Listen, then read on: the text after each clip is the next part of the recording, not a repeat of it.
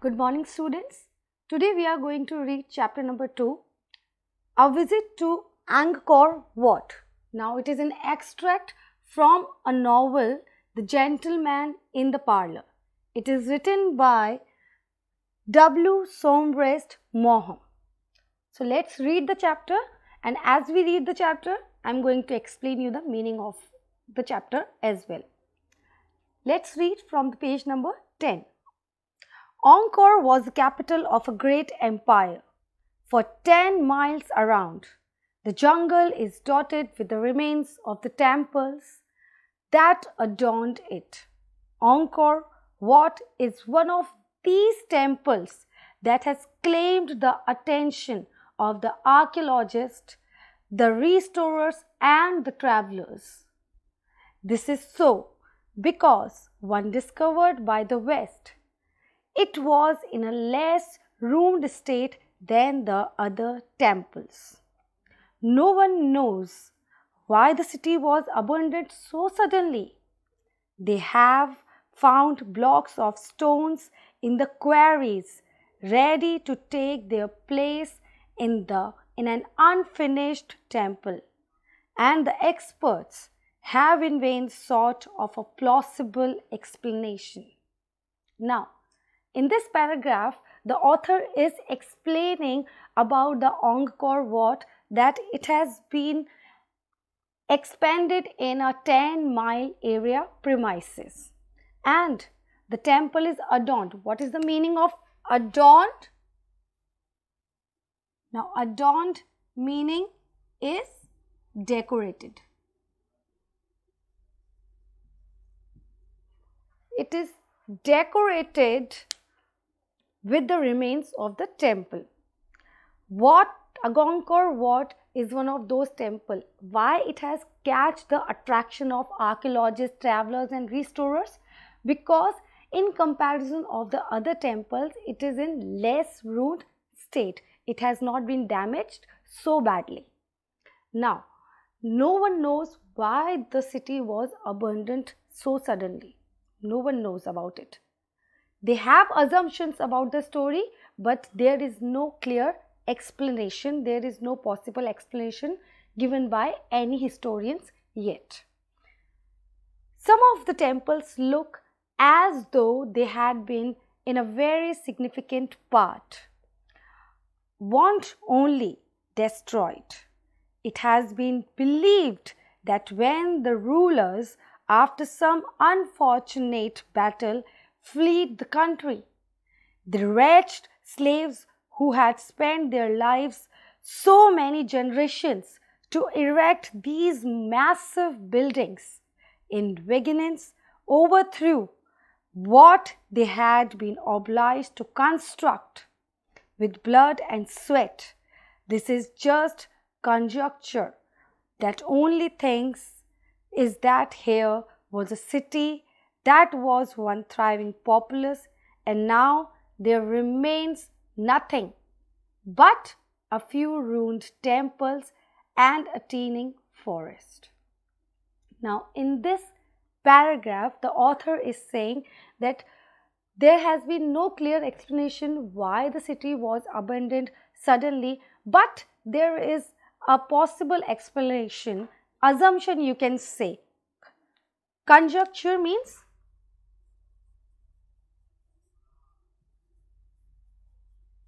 assumption.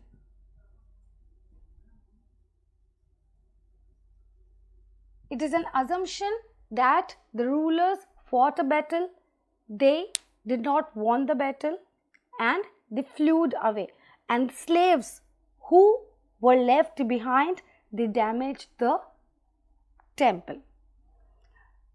Let's come to page number 11 now. The houses were of wood, surrounded by their little compounds, and it would not have taken long for them to decay. The jungle, held in check for a while by the business of men, flowed back an irresistible green sea upon the scene of this futile activity. At the end of the 13th century, it was one of the greatest city of the East. 200 years later, it was the resort of wild beasts. Now, the author is saying that the area was surrounded by the houses which were made of woods. Later, when the city was abandoned, it was not a hard thing for the nature to decay those houses very fast, because wood can decay very fast. Now, what is left behind? The jungle. All over there is only jungle around the temple, and now it is filled. In the last till 30th century, it was populous with the people, but now after 200 years, it is filled with the wild animals. Beast means animals. Here beast means animals.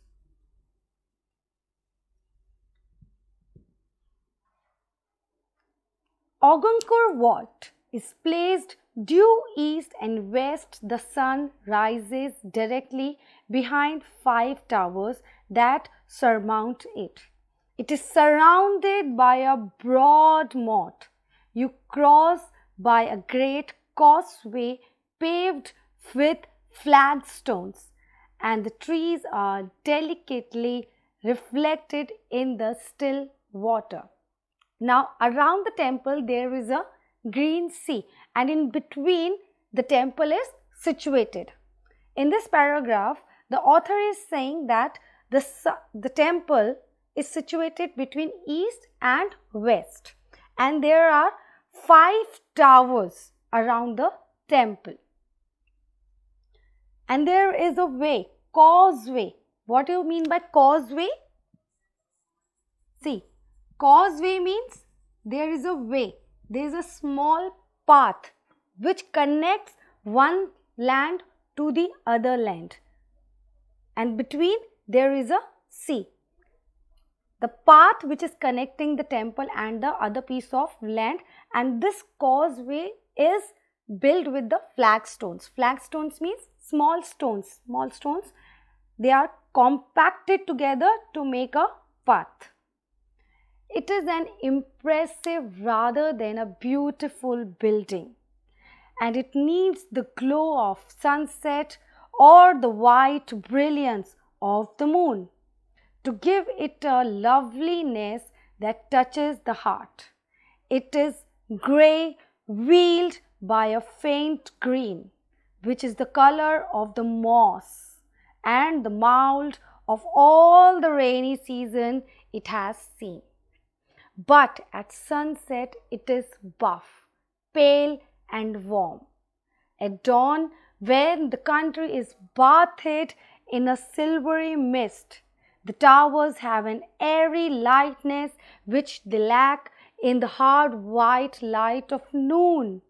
Twice a day, when the sun rises, when it sets, a miracle is performed and they gain a beauty not their own. They are the mystic towers of the spirit's high citadel. The temple and its dependencies are built on a strictly formal plan. This part balances that, and one side repeats the other. The architects exercise no great power of invention, but built on the pattern dictated to them by the rites of their religion. They had neither fancy nor vivid imagination. They yielded to no sudden inspiration. They were deliberate. They gained their effects by the regularity and by the vastness. Now, in this paragraph, he is saying what is the importance of those 5 towers and what is the importance of sunset and sunrise. When the sun sets, when the sun rises from the east, the temple looks beautiful. It looks green in color, shining green in color. Why? Because there are small plants on the edge of the temple, and in the sunset, It doesn't look very nice, but it looks buff, pale and warm, as if now there is no one lives. So how a house will look where no one lives? It will look pale, it will look warm. At dawn, when the country is bathed in silvery mist, the towers have an airy tightness which they lack in the hard white light of noon.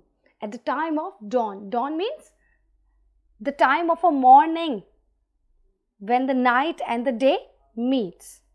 That time is known as dawn. At that time, the temple looks beautiful, like it has a silvery bath. Here, one thing you should notice that now here the author is saying that the architects, the builders of this temple, they have not followed any, a great invention or a great plan. They have just followed a simple plan. Whatever they have been directed by their own religion, that they have followed. They have not followed any invention in the architect, in the building. They have not given any great, any great hand to the invention of the temple. The very steep steps that lead from one story to another give it a singular effect of height. They are not the broad and noble stairs of the West, fit for the pageantry of procession, but an arduous and hurried means of accent to the presence of secret and mysterious God. They render the divinity remote, enigmatic. On each story, for each, the large sunken basins in which was water for purification. And the water at these strange heights must have added strangely to the silence and the awe. The temples are empty of religion, and the God lives alone, except at stated periods when the devotees bring gifts to appease them. Now here, in this paragraph, what the writer is saying, it is explaining the architect of the temple. It is saying that the temple have some stories, and each and every story there is a big basins made which were used earlier for water purification. And this water purification, water makes noise. So at that time the temple was filled with that good noise of water. Now here also you can say that the author is saying that the plan, the architect plan, is not being taken from any religion or any area. It is not taken from east, it is not taken from west. It was just inspired by their own religion they followed. The slaves and the rulers, the religion they followed, the architect, the building was, the making of the building was inspired by their religion. Let's come to page number 12, the last page of the chapter. It is the house now of innumerable bats, and air is fetid with them. In the dark passage and sombre chamber you hear their twitterings. Now here the author is saying, now there no one lives. Who lives in this temple now? Only the bats. And you can hear their twitterings of their flags in the temple. This plainness of constructions give the sculptures ample occasion for decoration. Pilasters, pediments, doorways and windows are enriched with carvings of an unimaginable variety. Themes are few, but on them they embroidered many beautiful inventions. Here they had a free hand and with a fury of creations crammed in these narrow limits all the adventure of the impetuous soul. Here the writer is saying that maybe you don't find the temple very impressive, but yeah, the walls of the temple you don't find very impressive, but what is interesting in these walls, the interesting thing in these walls is there are small carvings, there are small paintings carved on the plaster of the wall, which tells the story of the rulers, of the people who lived here. It is interesting to note as you go from temple to temple, how in the course of centuries these unknown craftsmen passed from rude strength to consummate grace. How at first, regardless of the hole they made, their decoration an end in itself, but at long last learned to submit themselves to the general plan. What they lost in power, they gained in taste. It is for each one to say which he prefers. Now, in this paragraph, the author is saying that one thing we should must know, that when the people started building this temple, they were very rude. Not actually rude by their nature, but they were not having any idea or taste that how you have to build a temple, how we can create an such a beautiful building. But as the time went, eventually they become great with their taste. They learned how they can create a beautiful building like this. At first, in the starting, they were clueless, but in the end, they became very creative. Maybe they lost the power of the temple, but they became richer in the taste. The architect become richer. The galleries are adorned with bas reliefs. Bas reliefs are a form of art. It is a form of art. They are interminable. They are world famous. Here you have princes on elephants with state umbrella upon over their heads, making a progress among graceful trees.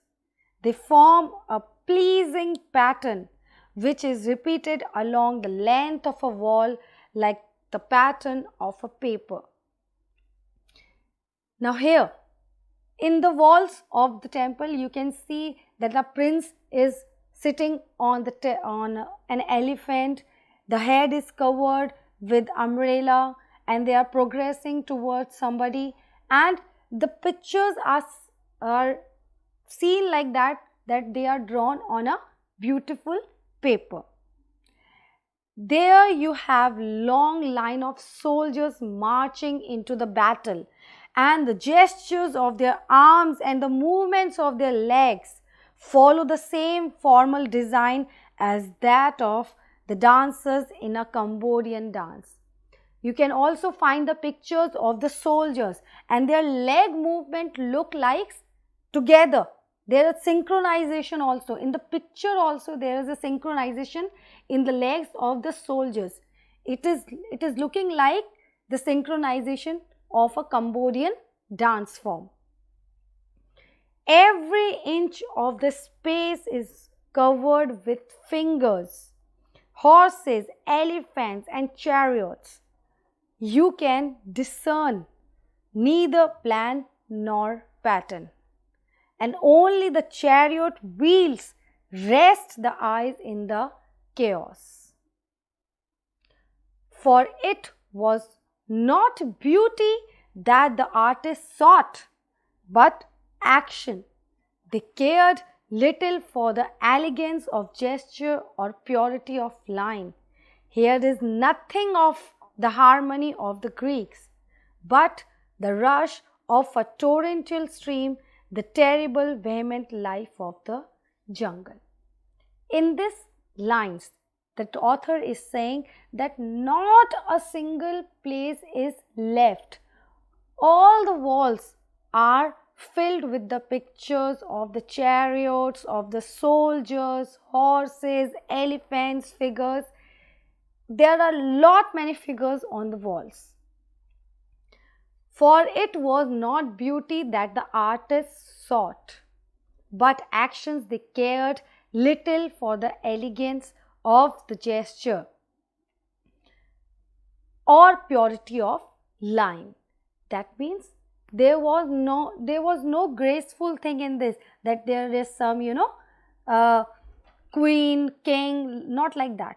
They were telling the story of a battlefield, and they were not inspired from any Greek religion. From Greek side, they were not inspired. They were just inspired by their own religion. In and all, it is telling the story of a place which was situated in a jungle. The temple which was situated in a jungle. Now, in the last, if we summarize up this chapter, we will see that the author has written this chapter beautifully. There are many words which you should mark that what should be the meaning of those words.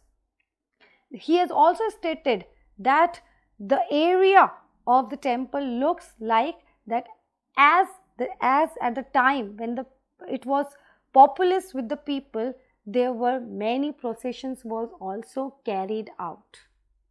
So, in and all, it is about the beauty of the temple, how beautiful it was when it was populous with people, and now no one lives there. It is all empty, but still it is the center of attractions for the architects, for the restorers, for the travelers. I hope you understood the chapter, the gist of the chapter. Now today we are going to do question answers of chapter 2. So let's read the questions and then I am going to dictate you the answers. Question number 1. What is the conjecture about Angkor? I am repeating the answer. You have to write the answer. Okay? The answer is, the conjecture about Angkor Wat is that the rich slaves who had spent their lives to erect these massive buildings in visions overthrew what they had constructed with blood and sweat. Got the answer? Now let's read question number 2. Write a brief note on Angkor Wat. Now whatever we have learned from the chapter, you have to write a short note on that.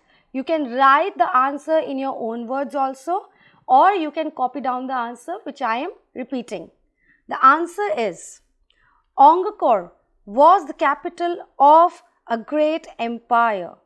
It is the center of attraction of many architects and travelers because it is in less ruined state than the other temples. The city was abandoned suddenly, and experts do not have any accurate reason for this. It is an impressive rather than a beautiful building. Now let's read question number 3. Describe how actions are vivid in the sculptures on Angkor Wat. Now I am repeating the answer. Just note down the answer. Pilasters, pediments, doorways and windows of the temple are enriched with carvings of an unimaginable variety. The themes are few, but they embroidered many beautiful inventions. They had free hand and with a fury of creation carved into these narrow limits all the adventures of their impetuous soul. This is the answer number 3. Now let's read question number 4. Why it is important to look after our ancient monuments? Now the answer is not given in book. You have to create your own answer. For instance, I am repeating the answer for you. Innovation in architecture is no doubt extremely important. The old buildings is also important because those old monuments are the reflection of our history. They help us to understand and respect people who lived in different habits and traditions.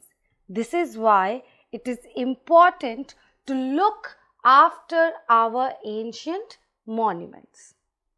Now let's read question number 5. Write a short note on temples architecture. Now I am repeating the answer for this. The temple and its dependencies are built on a strictly plan. This part balances that and one side repeats the other. The architects exercised no great power of inventions but built on pattern dictated to them by their rites of their religion. They had neither fancy nor vivid imagination. They yielded to no sudden inspiration. They were deliberate. They gained their effects by regularity and by vastness. These are the question answers of chapter number 2. I hope you have noted down and you have understood them all. Thank you so much.